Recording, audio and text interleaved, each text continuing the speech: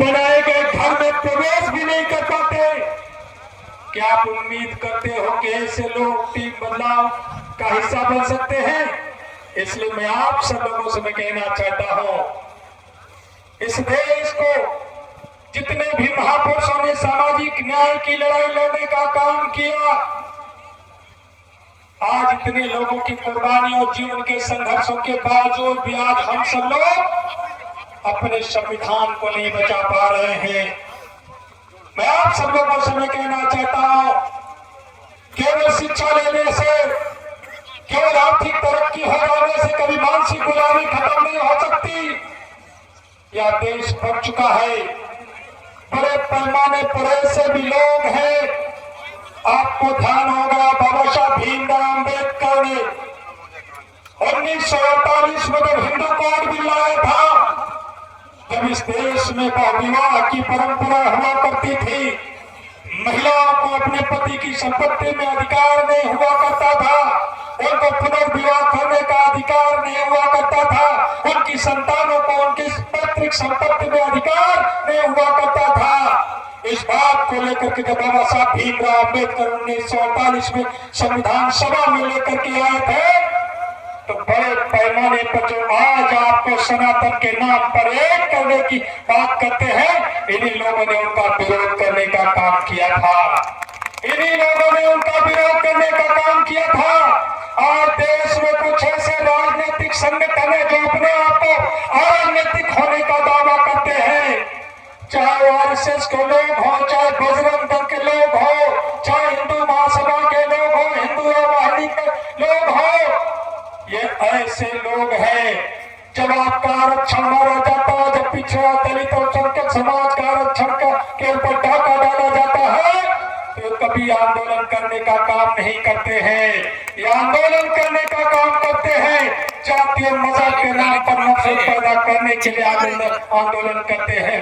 सच बात तो है कि शुद्ध रूप से राजनीति करने वाले लोग हैं, जो राजनीतिक होने का चुनाव होने का काम करते हैं। मैं आप सब लोगों से मैं कहना चाहता हूँ, अभी बात जब आई थी, बड़े पैमाने पर लोग आज सरदार वल्लभ भाई पटेल का नाम लेकर के उत्तर प्रदेश ही नहीं प्रदेश में राजनीति की रोटी सेकने का काम कर रहे हैं।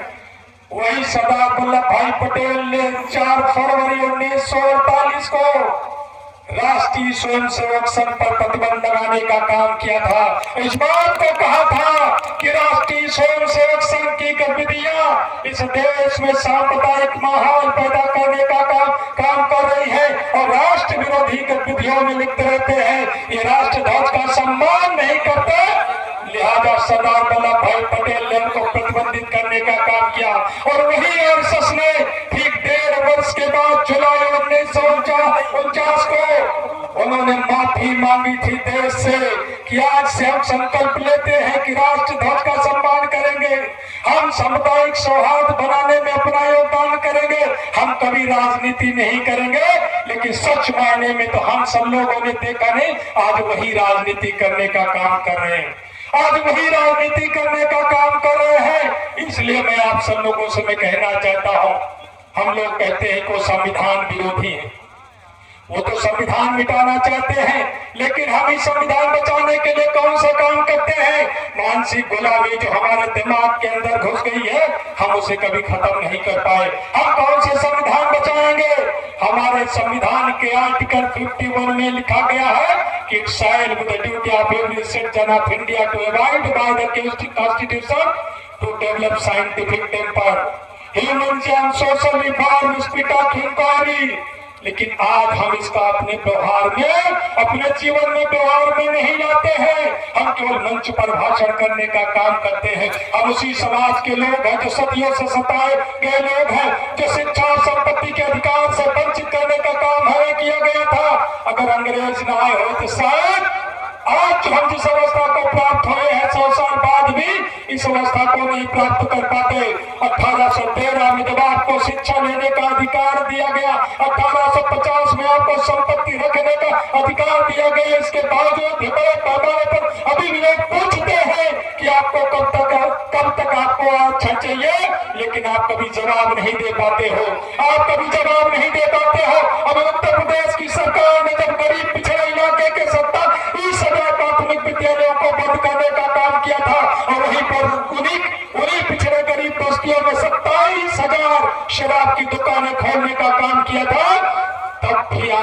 करेंगे, तब भी आपने उसका विरोध नहीं किया, क्योंकि उनको पता है ये समाज जो पिछड़ा है, जो दलित अल्पसंख्यक का, जो शिक्षा के रास्ते आगे बढ़ रहा, जो सरकार से सवाल कर रहा, जो अंधविश्वास और पाखंड के खिलाफ जो मोर्चा खोल करके रखा है, जब इसको शिक्षा से वंचित करने का काम करोगे तो निश्चित रूप से फिर से मानसिक गुलामी को स्वीकार करने का काम करेगा।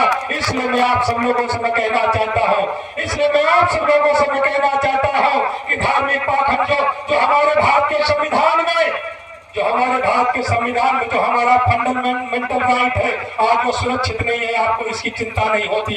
अगर हम इस बात को कहते हैं कि हमारे भारत के संविधान के आर्टिकल 14 से लेकर के 18 तक जो हमको भेदभाव, गैर बराबरी के व्यवहार की जो इजाजत नहीं देता है, आज हमारे देश में गैर बराबरी, भेदभाव की जो घटनाएं घट रही है, लगातार निरंतर इस पर बाढ़ आती जा रही है। जो संविधान यह कहता है कि इस देश के किसी नागरिक के साथ जातीय जन्म के आधार पर कोई भेद नहीं किया जा सकता, लिंग के आधार पर, क्षेत्र के आधार पर, भाषा के आधार पर, धर्म के आधार पर कोई भेद नहीं किया जा सकता है। लेकिन लगातार मैं पूछना चाहता हूं कि आपका बेटा जब यूनिवर्सिटी में प्रोफेसर बनने की लाइन में जाता है तो उसको एनएफएस करके उसको बाहर का रास्ता दिखाने का काम किया जाता है। क्या ये भेदभाव नहीं है? क्या भेदभाव नहीं है? तो हमारे भारत के संविधान में, हमारे उत्तर प्रदेश में जो उत्तर प्रदेश लोक सेवा आरक्षण अधिनियम 1994 बना था, उसके अधिनियम में एक जो धारा 6 जो कहती है कि पिछड़े वर्ग का, अनुसूचित वर्ग का चाहे जो भी व्यक्ति हो, जो सामान्य वर्ग की मेरिट क्वालिफाई करेगा उसे सामान्य की कैटेगरी में रखा जाएगा, उसको आरक्षण कोटे में नहीं रखा जाएगा। लेकिन आज तक आप सड़क पर आकर के आंदोलन करने का काम नहीं करते, आज तक आप सड़क पर आकर के आंदोलन करने का काम नहीं करते हैं। जो बड़े बड़े कुलपति है, जो विश्वविद्यालय में प्रोफेसर है, जो एचओडी है, जो डीन है, ये ऐसे गुरुद्रोणाचार्य है जो आपके जो पीडीए के जो एकलव्य है, इनका गला काटने का काम कर रहे हैं। इसलिए मैं आप सब लोगों से मैं कहना चाहता हूं कि सतर्क हो जाइए, सतर्क हो जाइए, वैज्ञानिक विचारधारा को अपने जीवन के व्यवहार में धारण करने का काम करिए। और जो सरकार जो शिक्षा की गुणवत्ता को खत्म करके आपको फिर से पुराने हालात में, गुलामी भरे हालात में ले जाने का काम कर रही है, इसके खिलाफ मोर्चा खोलने का काम करिए, विचारधारा के साथ लड़िए। जो हमारे महापुरुषों ने हमें जो हक अधिकार दिया है उसको बचाने के लिए अपना योगदान देने का काम करिए, क्योंकि अवसर है, बहुत सारे लोगों को बोलना है। मैं अपने सभी सम्मानित साथियों का, अतिथियों का सम्मान करते हुए इस मंच पर मैं उन्हें अवसर देता हूँ।